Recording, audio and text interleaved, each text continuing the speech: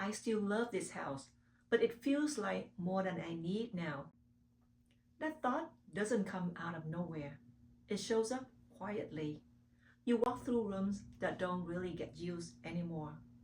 The upkeep takes more out of you than it's used to. And maybe there are things you've been thinking about for a while now. Traveling more, having more flexibility, feeling less tied down. But you catch yourself saying, maybe later.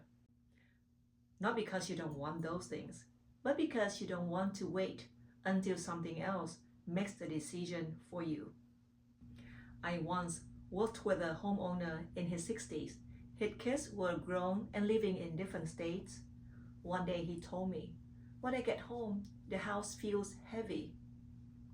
Not unpleasant, just designed for a season of life that had already passed. If we haven't met, my name is Anh-Dao. I'm a realtor and I work with homeowners right in this stage of life. Not when they are decided to sell, but when they are trying to understand what this feeling actually means. And I want to be clear, there's nothing unusual about thinking this way.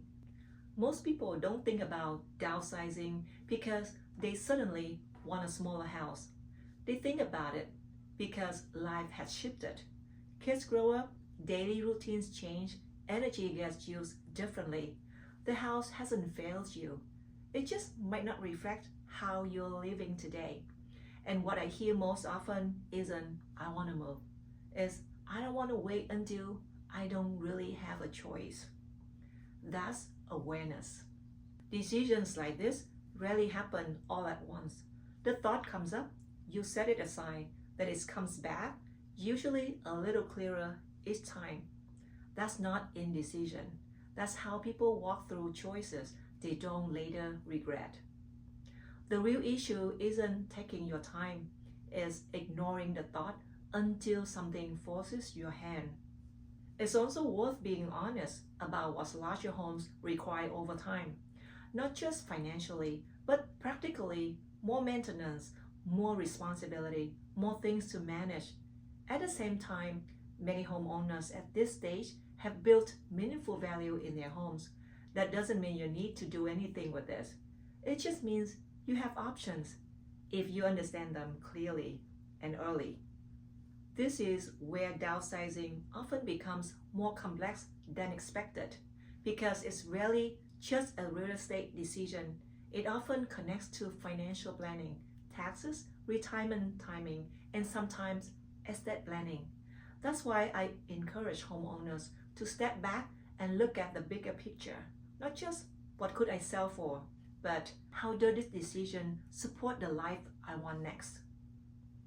When these pieces are thought through together, often with the right professionals involved, downsizing stops feeling reactive and start creating time, energy, and freedom without unintended consequences.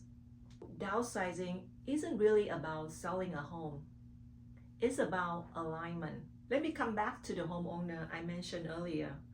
Once we slowed the conversation down, we didn't focus on square footage or timing. We talked about how his life was changing and what he wanted his next chapter to support. What became clear was simple. The house wasn't a problem. It just makes sense for a different time in his life. With a thoughtful planning and coordination, downsizing opened up options he hadn't realized were available. Today, his days feel more manageable.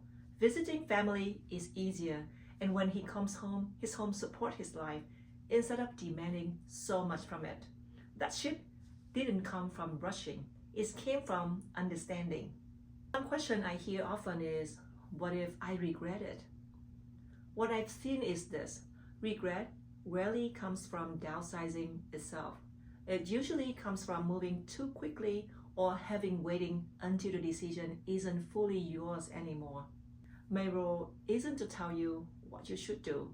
It's to help you understand where you are in the process, what options are available to you, and how to move forward with clarity, not pressure. The best outcomes come from thoughtful planning and good timing. In the next video, we'll talk about the part of downsizing that many people find out the hardest and don't always talk about it openly. Family, memories, guilt, especially when kids are grown and living elsewhere. Here's a question I want you to sit with. Does downsizing mean letting go of memories or giving yourself permission to move forward? If you are in the thinking stage, you are exactly where you need to be. Take your time. I see you in the next video.